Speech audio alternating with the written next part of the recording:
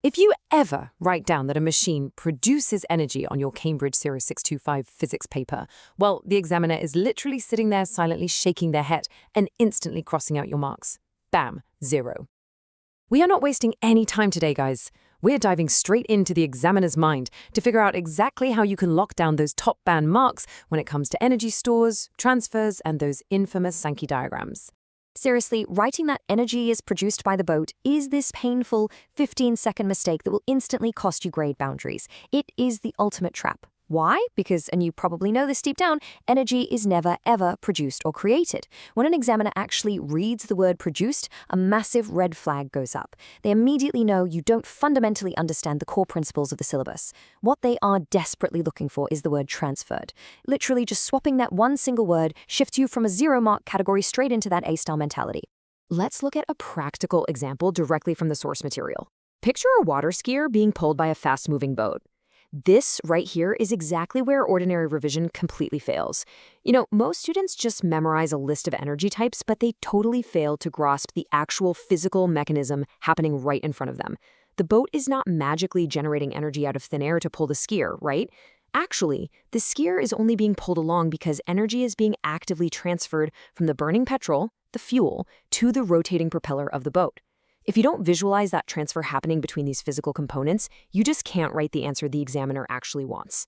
So, to avoid falling right into that trap, we need a bulletproof system, an ultimate 4-step framework for securing those high marks when you're answering questions about energy stores.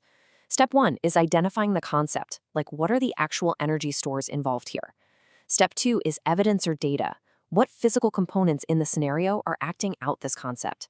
Step 3 is scientific reasoning. This is where you apply the laws of physics. And step 4, absolutely crucial, is examiner wording, using the exact vocabulary they demand, like saying transferred instead of produced. Okay, let's actually watch this framework in action.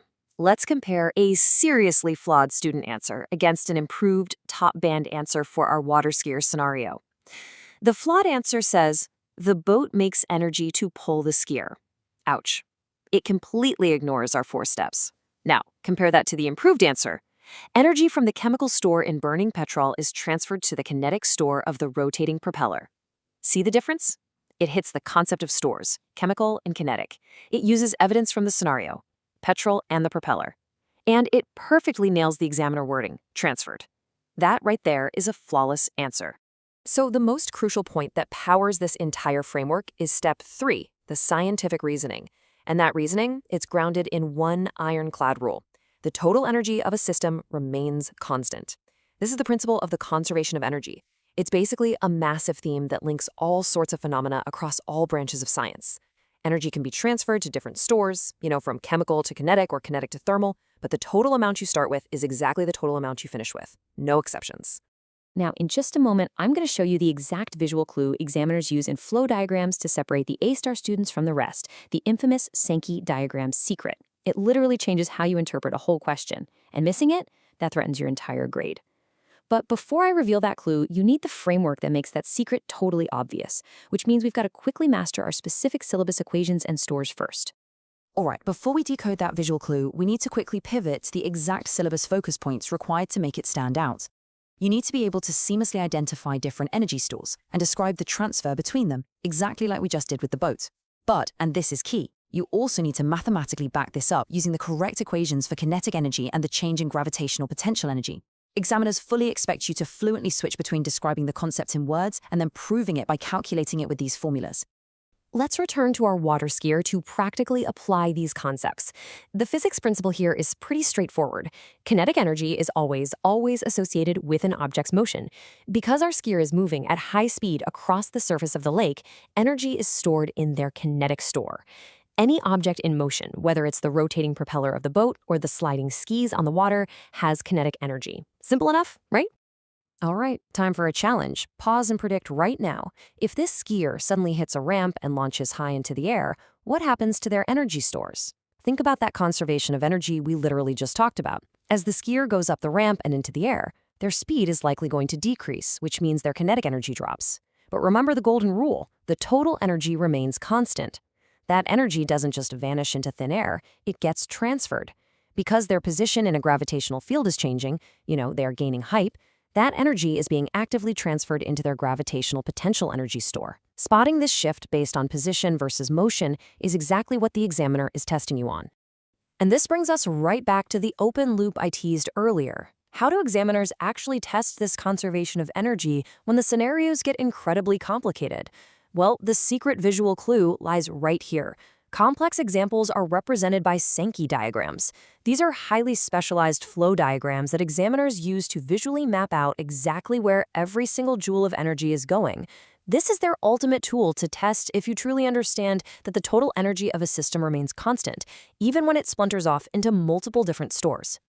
To analyze these diagrams without bleeding silly marks, you absolutely need this examiner-style correction checklist.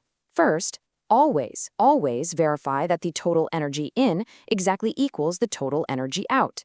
Second, and here is the vital visual clue, the widths of the arrows on a Sankey diagram are drawn to scale to represent the exact energy amounts. A thicker arrow literally means more energy. Third, you've got to correctly identify which arrows represent useful energy and which represent wasted energy, like heat or sound just bleeding out into the surroundings. And finally, never forget to state your units. Joules. Leaving off that capital J is the absolute fastest way to drop an easy mark. Okay, so you now understand the physics. You know all about the stores, the transfers, and the conservation of energy within a Sankey diagram. But here is a massive unresolved problem that is actively threatening your exam score right now. Do you actually know what the examiner expects when they change the command word from describe a Sankey diagram to evaluate a Sankey diagram? Because honestly, if you answer an evaluate question with a describe response, your perfect physics knowledge is still going to score 0 marks. Absolutely 0. This is a massive gap that catches out even the most prepared students every single year. Knowing the science, that's really only half the battle. Knowing how to actually decode the exam paper's command words is the other half. That is exactly why understanding these command word traps is a mandatory, urgent next step to protect your grade. You literally cannot afford to miss this. In our next explainer, we are going to break down these exact Cambridge 0625 command word traps, completely organized by question type. Do not leave your final grade to chance by misunderstanding what the examiner is actually asking you to do. We've got the exact answers ready for you. Subscribe to our YouTube channel, Ace the Exams, at acetheexams_IGCS to excel in your Cambridge examinations. Seriously, go click it right now. And I will see you in the next explainer, where we are going to secure those final crucial marks. Let's get it.